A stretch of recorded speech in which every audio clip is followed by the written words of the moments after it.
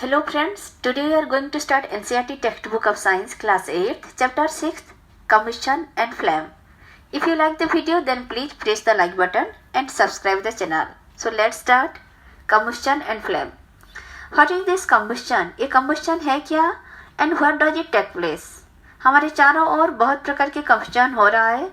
कुछ हमें पता चलता है और कुछ हमें पता भी नहीं है. तो आइए देखते हैं ये है क्या. We use different kinds of fuel for various purposes at home, in industry and for running automobiles. हमारे चारों ओर चाहे होम हुआ, इंडस्ट्री या फिर ऑटोमोबाइल्स रन करने के लिए बहुत टाइप्स ऑफ फ्यूल्स चाहिए. Name A few fuel used in trade and industry. What fuel are used for running automobiles? Your list will contain fuel like cow dung, wood, coal, charcoal, petrol, diesel, compressed natural gas, CNG etc. तो फिर अगर हम देखें कि घर में हमारा क्या फ्यूल यूज होता है या फिर इंडस्ट्री में क्या यूज होता है या फिर एक ऑटोमोबाइल रन करने के लिए भी फ्यूल की ज़रूरत होती है, तो फिर ये सब क्या क्या है, जैसे cow dung, wood, coal, charcoal, petrol, diesel या फिर CNG, ये सारे फ्यूल्स हमारे लगते हैं. You are familiar with the burning of a candle. आप तो कैंडल के बर्निंग बहुत अच्छी तरह भली भांति परिचित है. What is the difference between the burning of a candle and the burning of a fuel like coal. तो फिर अगर एक कैंडल जलेगा और एक कोल जलेगा, बर्निंग होगा, तो इन दोनों की बर्निंग में क्या डिफरेंस है आप देखे हैं ना दोनों. तो फिर maybe you are able to guess right, यानी कि आपको सही पता चला क्या है. जब कैंडल जलता है तो फिर उसमें एक फ्लेम निकल के आता है, पर जब एक कोल जलता है तो फिर ऐसे कुछ फ्लेम नहीं निकलता. Similarly you will find many others materials burning without a flame. ऐसे और बहुत सारे सब्सटेंसेस हैं जो कि जलने से, बर्निंग होने से फ्लेम नहीं निकलता. Let us study the chemical process of burning and the types of flame produced during this process. तो ये बर्निंग में क्या क्या केमिकल प्रोसेसेस इन्वॉल्व है और ये जो फ्लेम निकलता है, इसी टाइप्स ऑफ फ्लेम, उसका डिफरेंट एरिया को क्या क्या कहते हैं, किसका क्या पावर है, ये सब हम देखेंगे डिटेल में. तो पहले जानते हैं व्हाट इज कंबस्शन. कंबस्शन क्या है. Recall the activity of burning of magnesium ribbon performed in class 7th. Class 7th में हमने एक एक्टिविटी था, एक रिबन, मैग्नीशियम रिबन को हमने जलाया तो क्या हुआ, एक ब्राइट लाइट होके वो जल रहा था, वेरी ब्राइट लाइट, जो कि ऐसे कहा गया था कि खाली आंख में आप उसको मत देखिए. We learn that magnesium burns to form magnesium oxide, और मैग्नीशियम का रिबन जब जलता है तो फिर मैग्नीशियम ऑक्साइड फॉर्म होता है और साथ साथ produces heat and light. Heat और लाइट भी प्रोड्यूस होता है, बहुत जोर का लाइट प्रोड्यूस होता है. We can perform a similar activity with a piece of charcoal.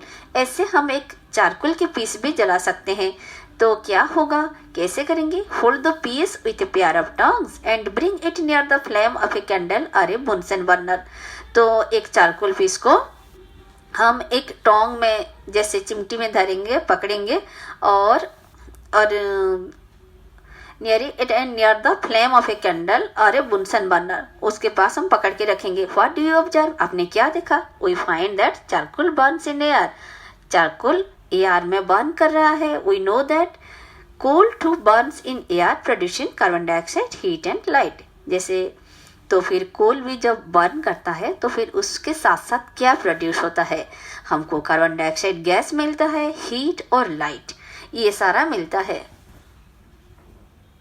ये देखिए कि मैग्नीशियम का रिबन कैसे कितनी तेजी से जल रहा है, पूरा ब्राइट लाइट देता है हमको. A chemical process in which a substance reacts with oxygen to give off heat is called combustion. तो ये combustion या फिर दहन बोलते हैं ना. तो फिर वो है क्या, इसमें ये एक केमिकल प्रोसेस है.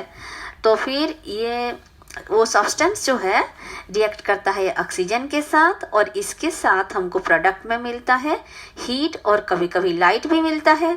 The substance that undergoes combustion is said to be combustible. और जिसको हम दहन करते हैं, बर्न करते हैं, उसको कम्बस्टिबल बोलते हैं. It is also called fuel. तो फिर वो जिसको हम बर्न करते हैं वो फ्यूल ही तो होता है.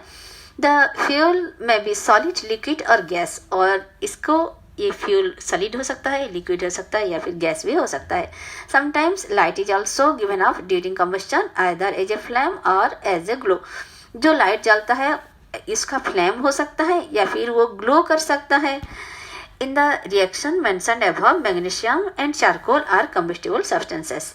अभी अभी हमने जो ये एक्टिविटी किया उसमें हमारे कंबस्टिबल सब्सटेंसेस क्या क्या है। पहले हमने मैग्नीशियम रिबन को जलाया तो फिर मैग्नीशियम है और दूसरा केस में चारकोल है।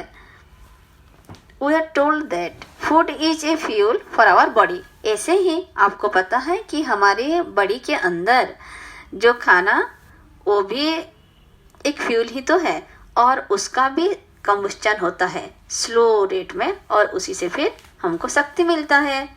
खाना अच्छी तरह कंबस्टन होता है। Rightly so, in our body food is broken down by reaction with oxygen and heat is produced। हमारे बॉडी में जब फूड का कंबस्टन होता है तो वो ऑक्सीजन के प्रेजेंस में होता है और इसमें हीट निकलता है। इसीलिए हम खाना खाने के बाद हमको थोड़ा सा गर्मी जैसा महसूस होता है, पसीना आता है। इसीलिए तो होता है क्योंकि हमारे बॉडी में हीट प्रोड्यूस होता है। We learn that in class 7th और ये सब हमने क्लास 7th में अच्छी तरह पढ़ा है।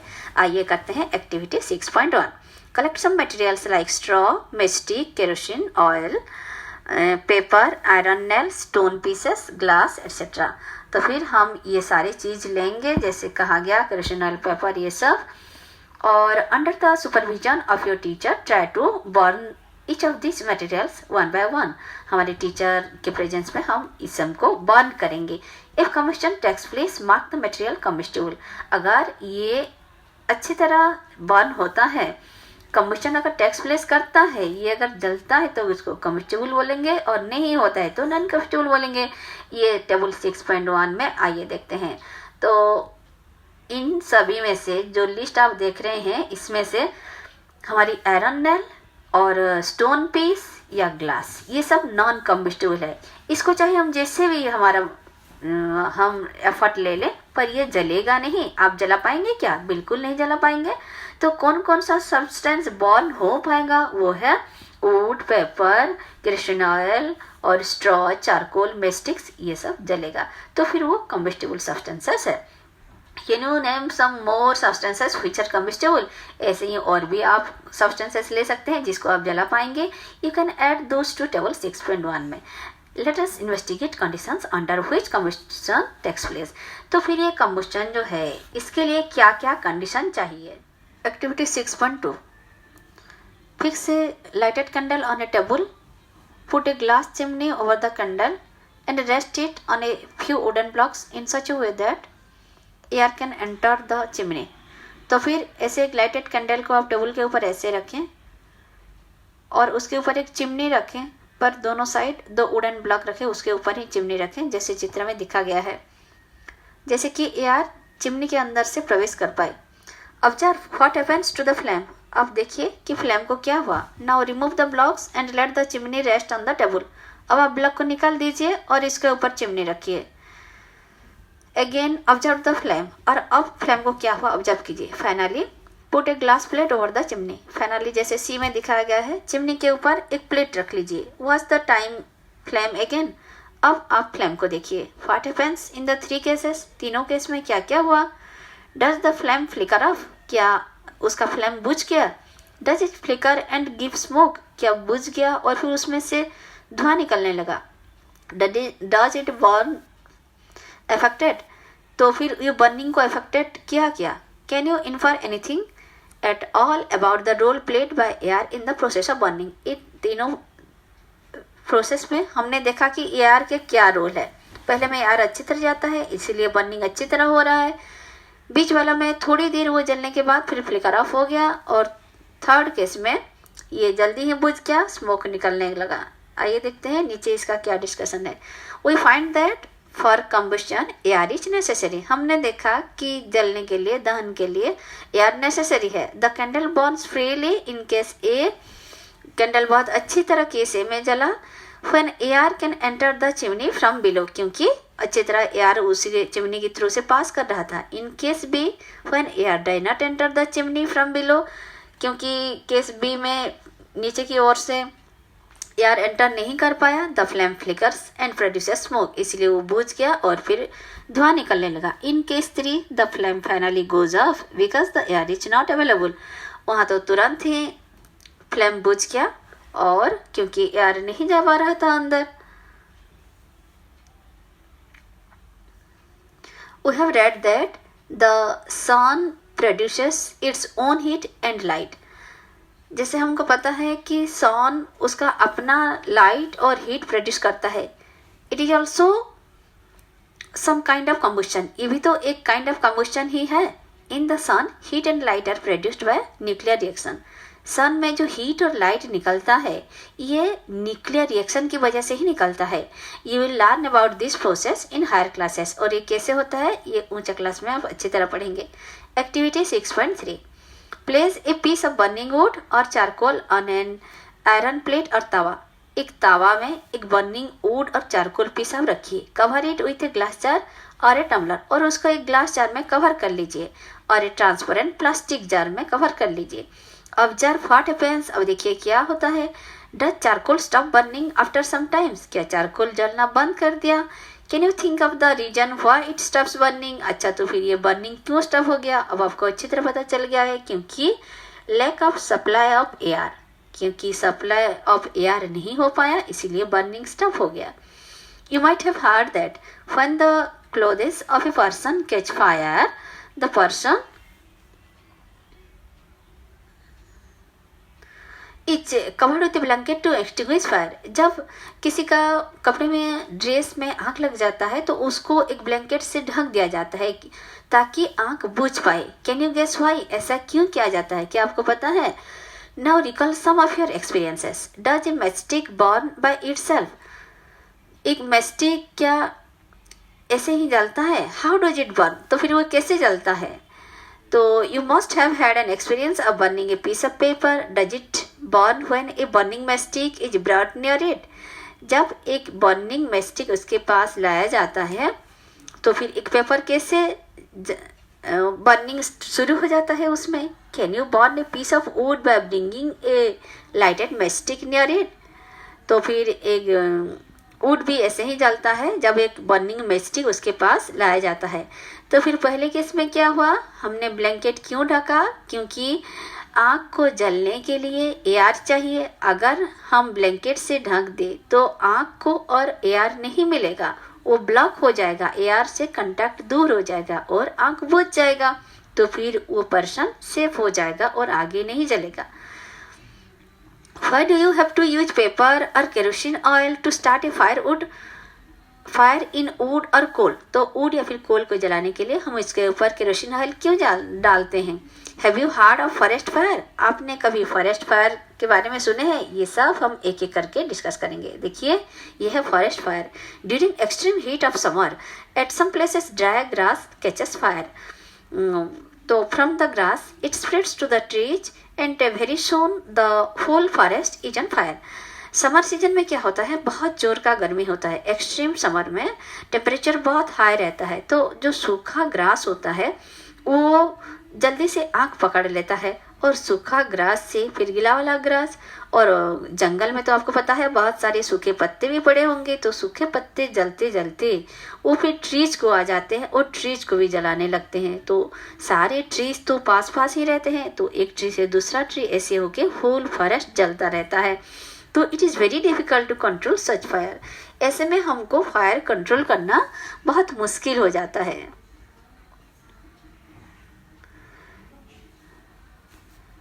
Do these experiences tell you that different substances catch fire at different temperatures? इससे हमें ये पता चला कि अलग अलग सब्सटेंस जलने के लिए अलग अलग टेम्परेचर चाहिए। The lowest temperature at which a substance catches fire is called its ignition temperature. तो ये ignition temperature क्या है? ignition temperature जो है, एक आग लगने के लिए एक सब्सटेंस के लिए मिनिमम कितना टेम्परेचर में वो आना जरूरी है, उसी को कहते हैं उसका इग्निशन टेम्परेचर। तो can you tell now why a matchstick does not catch fire on its own at room temperature. अब आप बता सकते हैं कि एक मैच स्टिक अपने आप क्यों नहीं जल जाता है रूम टेम्परेचर में। Why does the match stick start burning on rubbing it on the side of the match box. हम जब मैच बॉक्स के साइड में उसको रब करते हैं तब जाकर वो जलता है। क्यों? क्योंकि तब तक उसका इग्निशन टेम्परेचर नहीं प्राप्त हुआ होता है। वो नॉर्मल केस में बिलो इग्निशन टेम्परेचर रहता है, इसीलिए आग नहीं पकड़ पाता। रब करने से टेम्परेचर बढ़ जाता है और वो इग्निशन टेम्परेचर अटेंड कर लेता है, तो फिर आग लग जाता है। The history of the matchstick is very old. More than 5000 years ago, small pieces of pine wood dipped in sulfur were used as matches in ancient Egypt। ये मैचस्टिक की कहानी बहुत पुरानी है, 5000 साल पुराना है। एंशियंट पुराना इजिप्ट में क्या होता था, पाइनएप्पल की जो स्मॉल पीसेस ऑफ वुड को डिप किया जाता था। कहाँ पर डिप किया जाता था? जैसे आप ब्रेड स्टिक को चीज़ में डिप करते हैं ना, ऐसे ही वो small pieces of pine wood को डिप किया जाता था सल्फर में। Dipped in sulphur were used as matches in ancient. तो सल्फर में उसको डुबाया जाता था। The modern safety match was developed only about 200 years ago। आजकल जो आप मैच बॉक्स देख रहे हैं ना, ये सिर्फ 200 बरस का पुराना है, तो उससे पहले की बात है, 5000 साल पुराना। तो सोचिए आजकल में। और फिर क्या होता था, a mixture of antimony trisulphide, potassium chloride and white phosphorus with some glue and starch was applied on the head of a match made of suitable wood। तो फिर बाद में क्या हुआ, जो कि ये भी अभी का नहीं है, एक मिक्सचर बनाया जाता, एक पेस्ट बनाया जाता था किसका, antimony trisulphide, potassium chloride, white phosphorus और उसके साथ कुछ ग्लू ताकि वो चिपक पाए, और स्टार्च। ये सबको मिला के एक पेस्ट बनाया और उसमें ये वुड पीस को डुबाया जाता था मैच स्टिक के। When struck against a rough surface, इसको जब एक रफ सरफेस में घिसा जाए तो white phosphorus got ignited due to the heat of friction. White phosphorus बहुत जल्दी आग पकड़ लेता है, तो फिर ये फ्रिक्शन, ये घिसा घिसी की वजह से वो इग्नाइटेड हो जाता था, इग्निशन टेम्परेचर अटेंड कर लेता था, और this started the combustion of the match. तो फिर आग शुरू हो जाता था। However white phosphorus proved to be dangerous both for the worker involved in the manufacturing of matches and for the users. तो ये व्हाइट फास्फोरस बहुत रिएक्टिव, बहुत डेंजरस होता है, बहुत कम टेम्परेचर में आग पकड़ लेता है, इसीलिए यूजर के लिए और जो फैक्ट्री में काम कर रहे थे लेबर वर्कर्स के लिए भी बहुत डेंजरस हो चला। इसीलिए this days the head of the safety match contents only antimony trisulphide and potassium chloride. तो सिर्फ एंटीमनी ट्राइसल्फाइड और पोटेशियम क्लोराइड रहता है, और रबिंग सरफेस जो है उसी में powdered glass and a little red phosphorus रहता है। याद रखिए, व्हाइट नहीं, रेड फास्फोरस रहता है, which is much less dangerous. Red phosphorus क्यों दिया जाता है? क्योंकि ये ज़्यादा डेंजरस नहीं होता। When the match is struck against the rubbing surface, some red phosphorus gets converted into white phosphorus। जब हम उसको रब करते हैं तो फिर ये रेड फास्फोरस कन्वर्ट हो जाता है व्हाइट फास्फोरस में, और this immediately reacts with potassium chloride in the matchstick head to produce. और ये व्हाइट फास्फोरस में कन्वर्ट होके जल्दी से ये रिएक्शन करता है पोटेशियम क्लोराइड के साथ, और in the matchstick head to produce enough heat to ignite antimony sulphide. तो फिर ये जाकर फिर रिएक्ट करता है एंटीमनी ट्राइसल्फाइड के साथ एंड स्टार्ट द कम्बुस्टन। तो एक दूसरे को और दूसरे तीसरे को आग लगाते हैं और फिर फाइनली ये जलता है। तो फिर पता चला आपको आपका मैचस्टिक कैसा होता है। आइए देखते हैं। वी फाइंड दैट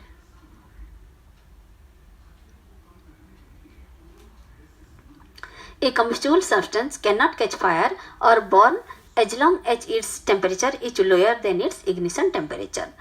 तो फिर एक combustible जब तक ignition temperature से नीचे है तो फिर combustible substance वो जलेगा नहीं। तो have you ever seen cooking oil catching fire when a frying pan is kept for long on a burning stove? burning stove के ऊपर अगर आप गैस चूल्हा में अगर एक फ्राइंग पैन छोड़ दिए हैं और उसमें कुछ ड्रॉप्स ऑयल भी छोड़ दिए हैं तो कभी कभी वो ऑयल आग पकड़ लेता है। पता है क्यों? क्योंकि वो पैन में जो ऑयल रखा है उसका इग्निशन टेम्परेचर बहुत कम है। तो फिर जैसे ही वो अटेंड हो जाता है, तावा बहुत गर्म हो जाता है, तो फिर उसमें ऑयल जो है वो बर्न होने लगता है। Kerosene oil and would do not catch fire on their own at room temperature. ऐसे ही केरोसिन ऑयल और वुड जो है रूम टेम्परेचर में वो नहीं जलते। But if kerosene oil is heated a little it will catch fire. Kerosene oil का थोड़ा सा गर्म करने से वो इग्निशन टेम्परेचर अटेंड कर लेता है, इसीलिए उसमें आग पकड़ लेता है। But if would is heated a little it would still not catch fire. पर वुड को जलाना इतना आसान नहीं। Does it mean that ignition temperature of kerosene oil is lower than that of would? Of course, kerosene oil का ignition temperature would say कम है। Does it mean that we need to take special care in storing kerosene oil? Of course, हमको kerosene oil store करने के लिए special care तो लेना ही पड़ेगा। तो the following activity shows that it is essential for a substance to reach ignition temperature to burn. अब हमें ये पता चला कि किसी भी चीज बर्न होने के लिए उसका इग्निशन टेम्परेचर अटेंड करना जरूरी है। Activity 6.4 make 2 paper cups by folding A sheet of paper. एक शीट ऑफ पेपर को ऐसे हमने फोल्ड किया है जैसे फिगर में दिखा गया है, और pour about 50 ml of water in one of the cups. तो 50 ml ऑफ वाटर दोनों में देते हैं। Heat both the cups separately with a candle. What do you observe? अब दोनों को नहीं, सिर्फ एक में हमको 50 ml ऑफ वाटर देना है और दूसरे को खाली छोड़ना है। तो व्हाट डू यू ऑब्जर्व? जैसे हमने गर्म किया तो फिर हमने क्या देखा? What happens to the empty paper cup? एक तो empty paper cup था और दूसरे में पानी भरा था। What happens to the paper cup with water? और जिसमें पानी भरा था इसका क्या हाल हुआ? Does water in this cup become hot? तो फिर क्या पानी जो था वो पानी क्या गर्म हो गया?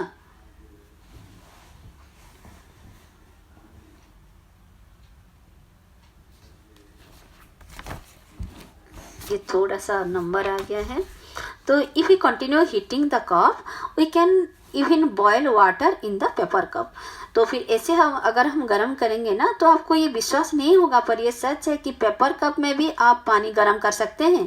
Can you think of an explanation for this phenomenon? आप इसके पीछे क्या राज है समझना चाहेंगे? देखिए, the heat supplied to the paper cup is transfer to water by conduction. जैसे हमने वो पेपर कप को गर्म किया तो वो गर्माहट, वो हीट ट्रांसफर हो गया वाटर को और वो वाटर को गर्म करने लगा, और ये सब हुआ by the process of conduction. आपको पता है, पहले हम पढ़े हैं। So in the presence of water the ignition temperature of paper is not reached.